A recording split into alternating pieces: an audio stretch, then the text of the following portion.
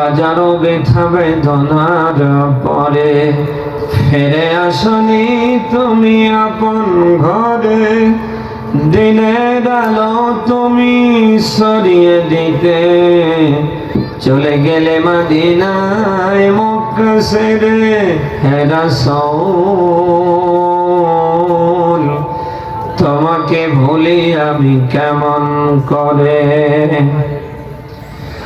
খেয়ে না খেয়ে দিন প্রচারের কাজে নিজেকে দিয়ে সব বিলিয়ে, তাই ফিরে কাফিরেরা চিনল নাই জালো।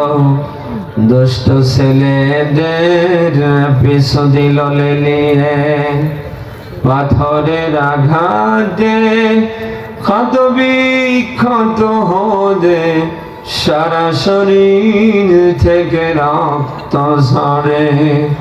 হে রাসূল তোমাকে ভুলি আমি কেমন করে। আলহামদুলিল্লাহ, বাংলাদেশের ঐতিহ্যবাহী জেলা যশোর চৌগাছা থানার অন্তর্গত কুলিয়া দক্ষিণপাড়া জামে মসজিদের উদ্যোগে প্রথম বার্ষিক তাফসীর মাহফিলের স্বনামধন্য সভাপতি জনাব মোহাম্মদ আশরাফ মল্লিক আতাল্লাহু আমরাহু ওয়া বারাকাল্লাহু ফি হায়াতিহি বলেন আমিন। মাহফিলে প্রধান অতিথি, বিশেষ অতিথি, আমন্ত্রিত উলামায়ে কেরাম, বিশেষ করে প্রধান মেহমান জনাব মোহাম্মদ আব্দুল আলিম, প্রধান অতিথি জনাব মোহাম্মদ কাজী আব্দুল হামিদ, আমরা সবার জন্য দোয়া করছি। ওয়া রাফা'না লাকা যিকরাক, আল্লাহ যেন এদের সম্মান মর্যাদা আরো সামনে বাড়িয়ে দেন। কোরআন থেকে অনেকে কথা লিখেছেন শ্রদ্ধাভাজন বড় ভাই মাওলানা গিয়াসউদ্দিন যশোরী। কোরআন থেকে যারাই কথা রেখেছেন আল্লাহ প্রত্যেকের কণ্ঠকে যেন কোরআনের জন্য কবুল করে। আমরা যারা শুনেছি বাস্তব জীবনে যেন মানতে পারি, এরকম পরিবেশ যেন আল্লাহ দান করে। যশোরবাসী, সামনে বসা মুসলমান, পর্দার অন্তরালে অগণিত মা এবং বোন, কোরআন যারা শুনতে এসেছি আমরা খুশি হয়ে বলছি আলহামদুলিল্লাহ। আজকের এই অনুষ্ঠানে আসতে পেরে আমরা খুশি না বাজার? দুনিয়ার অন্যান্য অনুষ্ঠানের মতো কি আজকের এই অনুষ্ঠান? দুনিয়াবি অনুষ্ঠানে গেলে গোনা হয়, কিন্তু কোরআনের এই অনুষ্ঠানে আসলে গোনা না। এখানে আল্লাহ শ্বাসে প্রশ্বাসে একটা করে নেকি দেয়। সেই গুরুত্বপূর্ণ একটি অনুষ্ঠানে আল্লাহ আমাদেরকে নিয়ে এসেছেন। আমরা আল্লাহর কাছে বলছি তিনি যেন কোরআনের জন্য আমাদের কবুল করে। আমরা যেন কোরআন নিয়ে বাঁচতে পারি, কোরআন নিয়ে মরতে পারি। কিয়ামতের কঠিন মুসিবতের দিনে কোরআন যেন আমাদের সুপারিশকারী হয়। আল্লাহ তাআলা সে কোরআনের জন্য আমাদের জন্য অভিভাবক কবুল করে। আমরা এসেছি সবাই আল্লাহর কোরআন শুনতে। কি শুনতে এসেছি বলেন তো? কোরআন শোনার মধ্য দিয়ে আল্লাহ যেন আমাদের ঈমান দয়া করে বাড়িয়ে দেন। মুমিনদের গুণাবলী সূরা আনফালের দ্বিতীয় তৃতীয় দুইটা আয়াতে বর্ণনা করতে গিয়ে আল্লাহ তাআলা 2 নম্বর আয়াতের মাঝখানে এটা দিয়েছেন যে মুমিনদের সামনে যখন কোরআন পাঠ হবে যাদাতহুম ঈমানা, ওদের ঈমানটা বেড়ে যাবে। আমরা এসেছি আল্লাহর কোরআন শুনতে, কোরআন শোনার মধ্য দিয়ে যেন আমাদের ঈমানটা অন্তত বেড়ে যায়। কোরআন শোনার মধ্য দিয়ে যদি কারো ঈমান না বেড়ে আবু জাহেল আবু লাহাবের মতো শয়তানি বেড়ে যায়, বোঝা লাগবে ওরাও যায় ওটা। আপনি কথা কি শুনতেছেন? সব চিন্তা চেতনা ছেড়ে দেন। আপনার আমার ভেতরে রাজনৈতিক ভিন্নতা থাকতে পারে, আকীদাগত মত পার্থক্য থাকতে পারে, কিন্তু আল্লাহর কোরআনের জন্য আমরা সবাইকে এক না। কোরআনের কথা বলতে গিয়ে আবার পক্ষপাতিত্ব এইভাবে নিয়েন না। এজন্য এই মুহূর্তে মাথা থেকে সব ছেড়ে ফেলেন। এই মুহূর্তে কোরআন শুনছি কার? বলেন। আল্লাহ তাআলা কোরআন শোনার মধ্য দিয়ে যেন আমাদের ঈমান আজ বাড়িয়ে দেন। সবাই বলেন আমিন। প্রিয় যশোরবাসী, কোরআনের যত কথা যত বাণী সব আল্লাহর। এখানে আল্লাহ বাদ দিয়ে আর কারোর কোনো কথা পাবেন না। ১৫০০ বছর পূর্বে আল্লাহ সূরা নিসার ৪ নাম্বার সূরার ৫ নাম্বার পারার ১০ নাম্বার পৃষ্ঠার ৮২ নাম্বার আয়াতে আল্লাহ চ্যালেঞ্জ ছুড়ে দিয়েছেন, আফালা ইয়াতাদাব্বারুনাল কুরআন ওয়ালাউ কানা মিন ইনদি গায়রিল্লাহ লাওয়াজাদু ফীহি ইখতিলাফান কাসীরা। বলেন আল্লাহু আকবার। আয়াতটার দিকে খেয়াল করেন। আল্লাহ বলেন, তোমরা কোরআন নিয়ে কেন গবেষণা করো না? আমি আল্লাহ বাদ দিয়ে যদি এর ভেতরে আর কারোর কোনো কথা থাকতো, লাওয়াজাদু ফীহি ইখতিলাফান কাসীরা, তাহলে এর ভেতরে তোমরা অনেক মতানৈক্য দেখতে পেতে। কে বলছেন যেন? না আমি বানালাম। এই আয়াত থেকে প্রমাণিত হয় কোরআনের যত কথা যত বক্তব্য সব যেন কার, আর এগুলি দিয়েছে যেন আল্লাহ কাদের জন্য? আমরা কি সে মানুষের ভিতরে আছি? মানুষের ভেতরে যদি আমরা থেকে থাকি, আমাদের প্রত্যেকের কাজ হবে জীবন সাকার থাক। কোরআন আছে যেখানে আমরা আছি সেখানে, কোরআন নেই যেখানে আমরা নেই সেখানে। মুসলমানদের জীবনের সংবিধান আল্লাহ যেটি বানিয়েছে তার নাম কোরআন। নাম কি? বলেন। মুসলমানদের সংবিধানের নাম হচ্ছে কোরআন। এমন কোন কথা আল্লাহ তাআলা বাদ দেয়নি। একেবারে ব্যক্তি জীবন থেকে রাষ্ট্র জীবন, রান্নাঘর থেকে রাষ্ট্র, জন্ম থেকে মৃত্যু, জাহান্নাম থেকে বেঁচে জান্নাতে যাওয়া পর্যন্ত যেখানে যা দরকার কোনটা আল্লাহ বাদ দেয়নি। সবের ভেতরে যেন আল্লাহ ব্যাখ্যা করে করে দিয়েছেন। ব্যক্তি জীবনের, পরিবারের, সমাজের, রাষ্ট্রের জন্য কোথায় কি দরকার, তিবিয়ানান লিকুল্লি শাই, তার মানে সমস্যা যেখানে আল্লাহ সমাধান করে দিয়েছেন সেখানে। এই জন্য আমাদের কাজ হবে আমরা নিজেরাও কোরআন মানব। আগামীর এই বাংলাদেশে 18 কোটি মানুষ কি করে মানতে পারে ওই পক্ষে আমরা কাজ করব। আমি আবারও বলছি, আমাদের রাজনৈতিক ভিন্নতা থাকতে পারে, আমাদের আকীদাগত মত পার্থক্য থাকতে পারে, আমাদের চিন্তা চেতনা এক একজনের এক একটা হতে পারে, কিন্তু আল্লাহর কোরআনের জন্য আমরা সবাই কি? সবাই বলেন আমরা চাই আগামীর এই বাংলাদেশ আল্লাহর কোরআন দিয়ে পরিচালিত হোক। দেশ স্বাধীনের পর থেকে এখন পর্যন্ত আমরা দেখছি এদেশে অনেকে অনেক ভাবে শান্তি দেওয়ার চেষ্টা করেছে, এখনো করছে। কোরআন বাদ দিয়ে, আল্লাহর বিধান বাদ দিয়ে কারো বাবার ক্ষমতা হবে শতভাগ শান্তি দেয়া? বলেন। এটা তখন এই শতভাগ কার্যকর হবে যখন এই আল্লাহর কোরআন দিয়ে আগামীর সমাজ রাষ্ট্র চলবে। আমরা বুঝি না বিএনপি, বুঝি না জামাতে ইসলামী, বুঝি না ইসলামী আন্দোলন, বুঝি না খেলাফত, হেফাজত। আগামীর বাংলাদেশ যারা কোরআন দিয়ে চালাতে চায় আমরা তাদের বুঝি। বলেন না কেন? আমরা অনেকের শাসন অনেক ভাবে দেখেছি, আমরা সামনে দেখতে চাই আল্লাহর কোরআনের শাসন। আপনি যদি নিজেকে মুসলিম দাবি করেন, নামের আগে মোহাম্মদ লিখে নামের শেষে হোসেন মিয়া রহমান লিখে আগা কেটে গরুর গোশত খেয়ে আপনি নিজেকে যদি মুসলিম ইমানদার দাবি করেন, আপনি কখনো এর বিরুদ্ধে যেতে পারেন? বলেন বলেন বলেন বলেন।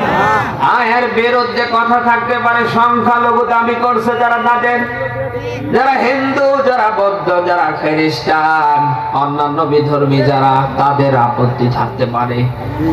আপনার তো একটা পরিচয় আছে, আপনি মুসলিম, আপনার তো আপত্তি থাকতে পারে না। আল্লাহর বিধান দিয়ে সমাজ চলবে, রাষ্ট্র চলবে। মুসলমানের ভেতরে জন্ম নিয়ে যদি কারোর আপত্তি থাকে, ওর ব্লাড টেস্ট করে দেখবেন মুসলমানের রক্ত ওর ভেতরে নেই। মুসলমানের রক্তে পৃথিবীতে আসেনি। আপনি কথা কি শুনতেছেন? মুসলমানের জীবনের সংবিধান হচ্ছে আল্লাহর কোরআন। সেই কোরআন দিয়ে আগামীর দেশ চলবে, রাষ্ট্র চলবে। কোন মুসলমান বাধা হয়ে দাঁড়াতে পারে বলেন? যদি কেউ বাধা হয়ে দাঁড়ায়, বুঝতে হবে ওটা মুসলমানের রক্তে আসে নাই, ওর রক্তের ভেতরে ভিন্নতা আছে। আশ্চর্যজনক হলেও সত্য, এই দেশে আমরা দেখতে পাচ্ছি কোরআনে কারিমের তেলাওয়াত দিয়ে মানুষ নামাজ আদায় করছে, একেবারে ফজর থেকে এশা, একেবারে ইশরাক আওয়ামিন তাহাজ্জুদ সহ। অথচ সেই কোরআন দিয়ে সমাজ রাষ্ট্র চালানোর ডাক দিলেই অনেকে গরম হয়ে যায়। বলে না কেন? এরকম মানুষ এদেশে নেই। আপনি কোরআনের তেলাওয়াত দিয়ে নামাজ পড়েন, সেই কোরআনের সমাজ রাষ্ট্র গঠন করার কথা বললেই তখন আপনি রেগে যান। কেন আমারে বলেন তো? আপনি নামাজ পড়বেন কোরআনের তেলাওয়াত দিয়ে, আগামীর সমাজ রাষ্ট্র কোরআন দিয়ে পরিচালিত হবে, আপনি ওই পক্ষে হাত রাখতে চান না। তার মানে আমাদের আর বুঝতে বাকি নেই, আপনি মুসলিমও না, মুমিনও না, হয় আপনি কাফের নতুবা মুনাফিক। কাফের, মুনাফিক, মুশরিক যারা, ওরা কখনো চাইনি কিয়ামতের আগ পর্যন্ত, ওরা কখনো চাইবে না যে আল্লাহর বিধান দিয়ে সমাজ চলুক, রাষ্ট্র চলুক। কাফের, মুশরিক, মুনাফিকরা ভালো করে জানে আগামীর বাংলাদেশ যদি আল্লাহর বিধান দিয়ে চলে, আমরা যে জাতের জাত, আমরা যা করছি 24 ঘন্টায় দেশে আর চলবে না। বলেন না কেন? আমি আবারও বলছি, যারা কাফের, যারা মুশরিক, যারা মুনাফিক, এই 3 শ্রেণীর মানুষ বাদ দিয়ে আগামীর বাংলাদেশ আল্লাহর কোরআন দিয়ে চলবে। এর বিরুদ্ধচারণ কেউ করতে পারে না, সামনে পারবে না। মুসলমানের ঘরে জন্ম নিয়ে যারাই বিরুদ্ধচারণ করবে, হয় বুঝবেন ওটা মুশরিক, হয় মুনাফিক, নতুবা ওটা কাফের। পরে যাবার পরে অন্তত ওর জন্য গোসল, কাফন, ওর জন্য জানাজা, কবর কিচ্ছু দেওয়ার দরকার নেই। যদি পারেন ওরে পানিতে ভাসিয়ে দেন, নতুবা ওরে আগুনে পুড়িয়ে ফেলেন। যে লোকটা জীবন মুসলমানের ঘরে জন্ম নিয়ে আবু জেহেল, আবু লাহাব, আব্দুল্লাহ ইবনে উবাইর মতো সর্বাত্মক প্রচেষ্টা চালিয়েছে বাংলাদেশ যেন কোনোভাবে আল্লাহর বিধান দিয়ে না চলে। ওরা মরে যাবার পরে ওর কিসের জানাজা, ওর কিসের কবর? ওরে হয় পানিতে ভাসিয়ে দেবেন, নতুবা আগুনে পুড়িয়ে ফেলবেন। এরকম মানুষ তাই যশোরে নেই।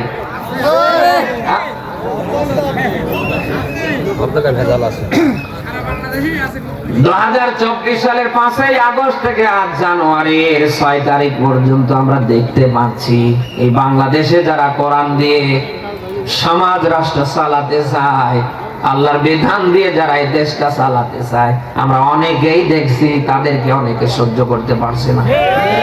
নানা ধরনের বাজে মন্তব্য করছে। আপনি কেন করেন আমারে বলেন তো? আল্লাহর বিধান দিয়ে যারা সমাজ রাষ্ট্র চালাতে চায়, এ কি শুধু তাদের কাজ না, যারা মুসলিম দাবি করছে তাদের সবারই কাজ?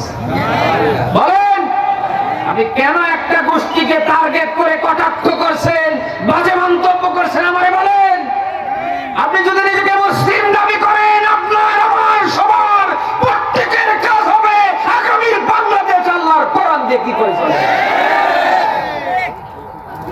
মুসলমানের ঘরে জন্ম নিয়ে আগা কেটে গরুর গোশত খেয়ে কোরআনের বিধান সমাজে রাষ্ট্রে আগামীতে যারা কায়েম করতে চায়, আপনি তাদের আজে বাজে মন্তব্য করছেন। ভাই কেন? মন্তব্য করে গন্তব্য আটকানো যায় না। আল্লাহর বিধান আজ না হোক কাল, কাল না হোক পরশু, 10 দিন আগে স্টুডেন্ট টুমরো বাংলার জমিনে কায়েম হবেই হবে ইনশাআল্লাহ। কারো বাবার, কারো বেটির ক্ষমতা হবে না আটকানো। কারণ যে ঘ্রাণ, যে সুবাস আমরা দেখতে পাচ্ছি ছড়িয়ে পড়েছে, এটাকে আটকানোর ঠেকানোর কারো বাবার ক্ষমতা নেই। যারা আটকানোর ঠেকানোর চেষ্টা করবে, ওদেরকে জুলুমের মতো আল্লাহ একেবারে ঠেকিয়ে ফেলবে। এই 1.5 দশকের জালিমরা যারা ক্ষমতায় ছিল ভোট ছাড়া, ওদের ভোট লেগেছে? বলেন না কেন? কোন ভোট লেগেছে? ওরা সর্বাত্মক প্রচেষ্টা চালিয়েছিল ক্ষমতার চেয়ারে বসে। আল্লাহর বিধান সমাজে রাষ্ট্রে যারা কায়েম করতে চায় তাদেরকে চাপ দেয়ালের মাঝখানে বন্দী করে নির্মূল করতে পেরেছে? আপনি একটু শিক্ষা নেন না। সর্বাত্মক ক্ষমতার চেয়ারে বস্তুকে বসে থাকবার পরেও কোরআনের রাষ্ট্রের কর্মীদেরকে তারা নির্মূল করতে পারেনি। আর আপনি তো সলিমুদ্দিয়ার করিমুদ্দিন, যারা এই 1.5 দশক মানুষের চোখে পড়িয়েছিল কালা চশমা, মানুষ দেখার পরেও না দেখার ভান করে 5 কাটিয়ে গিয়েছে। বলে না কেন? সর্বাত্মক শক্তি প্রয়োগ করে তারা এদেশে আল্লাহর বিধান দিয়ে সমাজ রাষ্ট্র যারা চালাতে চায় তাদের নির্মূল করতে পারেনি। আর এখন তো 24-এর 5-এর পরে এখন তো আর কারোর চোখে চশমা নেই। আছে চশমা? সব মানুষ দেখে ফেলছে। আর সেই জায়গায় এসে আপনি তাদের নামে উল্টা পাল্টা মন্তব্য করবেন। এদেশের মানুষ আর পাগল না, বোকা না। এদেশের মানুষ এখন আর এগুলি খায় না। অতএব নিজের যোগ্যতায় সামনে যাওয়ার চেষ্টা করেন। বাংলাদেশে আপনারা দেখেছেন যতগুলি ইসলামিক দল আছে যারা আল্লাহর বিধান দিয়ে আগামীর সমাজ রাষ্ট্র চালাতে চায়, তারা কোন দলের বিরুদ্ধে কোনো কথা বলেছে? কোন দলের নেতাকে নিয়ে কোনো বাজে মন্তব্য করেছে? এই যে বাংলার টেকনাফ থেকে তেঁতুলিয়া, রূপসা থেকে বাতুরিয়া, সুন্দরবন থেকে বান্দরবান, 64 জেলার এমন কোন জেলা বাদ নেই যেখানে আমিরে জামাত ডাক্তার শফিকুর রহমান না যাচ্ছে। আপনি দেখান তো আমারে তার একটা দিনের একটা বক্তব্যে কোন দলের বিরুদ্ধে, কোন নেতার বিরুদ্ধে আছে? ইসলামী দলগুলি যদি তাদের স্ব জায়গা থেকে তাদের যোগ্যতায় আদর্শে আকাশচুম্বী তরফি অর্জন করতে পারে, আপনারা ওদের নিয়ে গুতুগুতি না করে পারেন না কেন? আমার বল, নিজের যোগ্যতায় সামনে আগান। দেশের মানুষ যদি আপনাকে চায়, ভালোবাসে, আপনি ঘরের ভিতরে বসে জিকির করলেও মানুষ ভোটে আপনাকে চেয়ারে বসায়। বলেন না কেন? কামড়াকামড়ি ভালো না। এই কামড়াকামড়ির জন্য কি এই রংপুরের শহীদ আবু সাইদ এবং মুগ্ধ অন্যান্যরা জীবন দিয়েছে নাকি? আমাদের সবার একটা টার্গেট ছিল, আগে সংস্কার, এরপরে নির্বাচন। বলেন না কেন? আমাদের এই দেশের 18 কোটি মানুষের প্রত্যেকের একটা কাজ থাকার কথা ছিল, আগে সংস্কার, এরপরে কি? বলে না কেন? এই 1.5 দশকে যে নিয়োগ বিজ্ঞপ্তিগুলো দেখেছেন আপনারা, যে নিয়োগগুলি হয়েছে, আপনি দেখেন তো এই 1.5 দশকের ইউনিয়ন পরিষদ থেকে সর্বোচ্চ সচিবালয় পর্যন্ত কারা? ঘরের ভিতরে সাপ রেখে যদি আপনি দোয়া ইউজ করেন, বাঁচতে পারবেন? আমরা তো ঘরের চতুর্দিকে সাপ, আর আপনি বাঁচার জন্য দোয়া ইউজ করছেন। দোয়া ইউজ করে কাজ হবে? ইউনিয়ন পরিষদ থেকে সর্বোচ্চ সচিবালয় পর্যন্ত আপনি দেখেন এই 1.5 দশকের জালিমরা প্রত্যেকটা চেয়ার দখল করে আছে। যখন দেশের 18 কোটি মানুষ চাচ্ছে সংস্কার, তখন আপনারা ভোট নিয়ে ব্যস্ত। তার মানে এদেশের মানুষ এই 24-এর 5 তারিখের পর থেকে জানুয়ারির 6 তারিখ পর্যন্ত আপনাদের চিনতে আর বাকি রাখেনি। বলেন না কেন? দেশের মানুষ যখন চাচ্ছে সংস্কার, আওয়ামী সন্ত্রাসীদের অপসারণ, আর আপনারা এই সময় চাচ্ছেন ভোট। এদেশের মানুষের বোঝার আর বাকি নেই কারা দেশের মানুষের পক্ষে আর কারা খাও খাও করছে। বলে না কেন? অতএব মন্তব্য করে যেহেতু গন্তব্য আটকানো যায় না, আশা করছি মন্তব্য করবেন না। আপনারা যে বক্তৃতাগুলি দেন, কমেন্ট করেন না, দেখবেন যে ওই ভিডিওর একেবারে মাঝ বরাবর একটা কমেন্ট বক্স আছে, এখানে ক্লিক দেবেন। আপনার 14 গোষ্ঠী ধরে মানুষ গালি দিচ্ছে। বলেন না কেন? আশা করছি ভাই হিসাবে এই কাজগুলি যারা যেখান থেকে করছেন আর সামনে করবেন না। নিজের যোগ্যতায় সামনে যাওয়ার চেষ্টা করেন। 1500 বছর পূর্বে আল্লাহ তাআলা নিজেই ব্যাখ্যা দিয়েছেন, কোরআন নাজিল করেছি আমি, এর সংরক্ষণের হেফাজতের দায়িত্ব নিয়েছি আমি। কোরআন নাজিল করেছেন কে? আবার এটাকে সংরক্ষণ করবে যেন কে? সূরা হিজর 15 নম্বর সূরার 14 নম্বর পারার 1ম নম্বর পৃষ্ঠার 9 নম্বর আয়াতে আল্লাহ ব্যাখ্যা দিয়েছেন, আল্লাহ বলেন কোরআন নাজিল করেছি আমি, এর সংরক্ষণের হেফাজতের দায়িত্ব নিয়েছি আমি।